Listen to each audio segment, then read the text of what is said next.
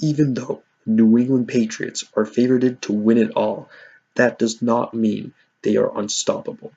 To beat them, you have to understand about their offense and defense strategically.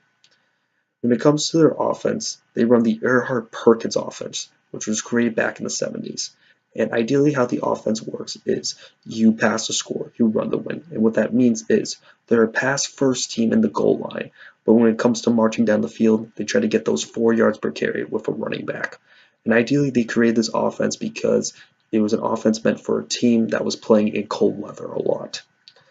Now, when the Patriots were eventually bought by Robert Kraft at the time, they had to hire a coach to run this offense, and they hired Bill Parcells. And Bill Parcells ran the same offense back in the late 80s and early 90s when he won 2 Super Bowls with the Giants.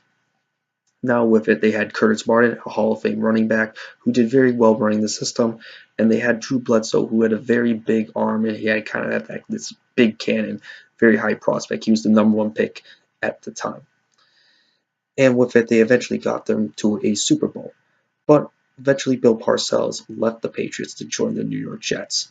And with Bill Parcells leaving the Jets, Curtis Martin definitely liked Bill Parcells a lot and eventually joined the Jets for a much better contract. And when it came to this, Pete Carroll would have to take over as the job. Now, Pete Carroll ideally is great when it comes to talent, but he needs to run the personnel decisions. At that time, he wasn't the GM, so he definitely struggled a little bit more with the team. They definitely thought the team underachieved. And when it came to this, he really struggled to change the offense around because to run the Erhardt-Perkins offense, you really got to use a running back. And since they didn't have that running back talent there, the team struggled a lot. And so eventually he was fired, but luckily for Pete Carroll, he found a better home with USC and later Seattle. Then came along Bill Belichick, another disciple of Bill Parcells. And when it came to Bill Belichick, he decided to reverse the philosophy of the Erhardt-Perkins offense. He decided you run the score, you pass the win.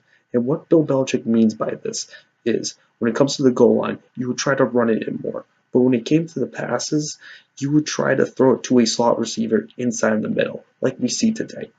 And when it comes to this, a lot of people are probably watching and saying that the Patriots, they get more passing touchdowns every year, and they're clearly more of a passing team, and they score by passing the touchdown. Yes, but mostly every team gets more passing touchdowns than they do rushing touchdowns. This year, Garrett Blount led the league in rushing touchdowns, and they had close to roughly around 20 rushing touchdowns this year, which is a lot. So ideally, they do run the ball in the goal line. And Tom Brady is more likely to quarterback sneak it in at the 1 yard line than he is going to throw it in. That's the idea of how that offense worked.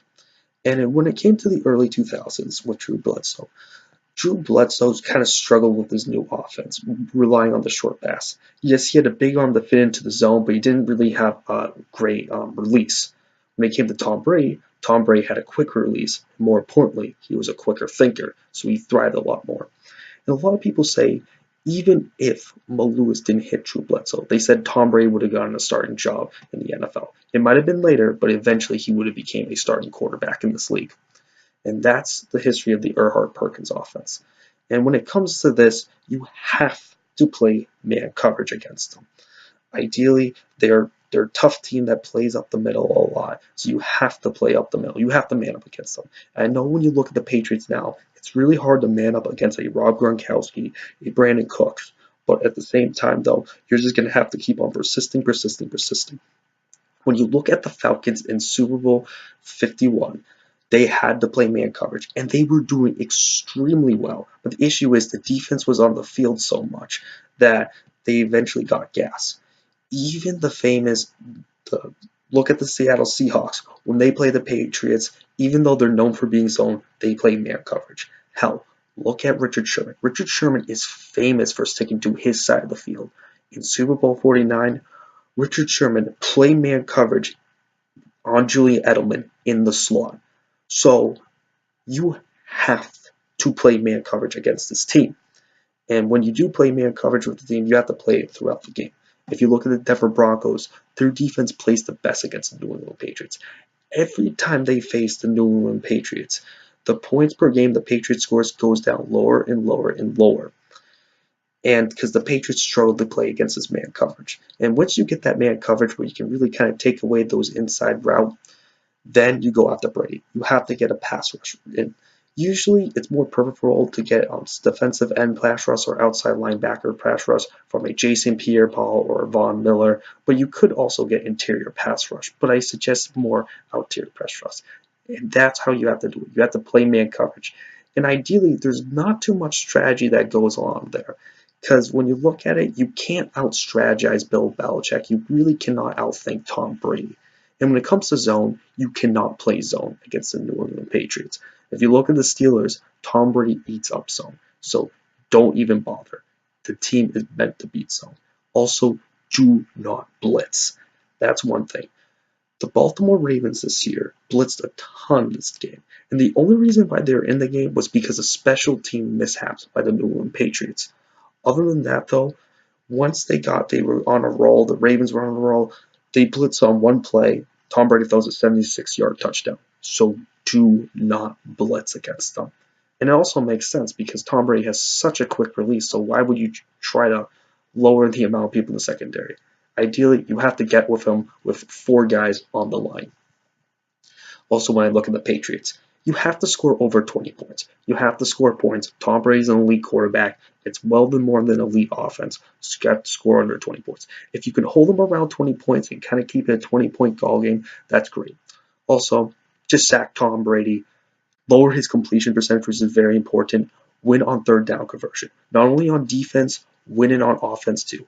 Get a lot of third downs converted. Get a lot of first downs converted. And when you look at this some people say you have to win by the turnover battle. Some people say you have to beat them through the time of possession. If you're a defensive-minded team, beat them by turnovers. But if you are an offensive team, try to beat them through the time of possession. Because when you look at this, if you look at the Atlanta Falcons in Super Bowl 51, yes, they got more turnovers in that game. But at the same time, though, they're an offensive-minded team. And the New England Patriots held them to 17 minutes of time of possession. That's not a very good job by the Atlanta Falcons there, and they should have been eating up the clock. In the 2013-2014 AFC Conference game, when the New England went to the Denver Broncos in Mile High Stadium, they had great time of possession against them because they were an offensive-minded team. Now, necessarily, it's not like if you win time of possession or you win the turnover battle, you're not necessarily going to beat them. You have to do everything to do it. You have to play man coverage. You're going to have to play throughout the game, and you're going to have to beat them on all sides of the ball. That's basically how it works. Because New England, ideally, Bill Belichick likes fighters. The players that he brings in are fighters who are tough guys who come in here and kind of just compete, and they always fight. Even some of the scrubby players that they bring in, like Brandin LaFell, there were times where he had some big moments where he fights him. Danny Amendola is a fighter. He's not a great player, but he fights, though. And every player fights. So ideally, you just have to consistently go through that and fight your way through the game and completely persist forward. And when it comes to their defense, it's pretty straightforward. They run a multiple front. Their cornerbacks are on the smaller side. A lot of versatility on the defensive front, but you can eat up the cornerbacks through size.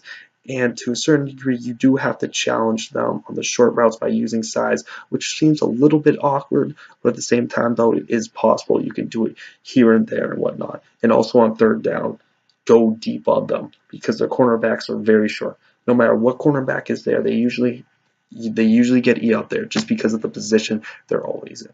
But overall, the New England Patriots are not indestructible.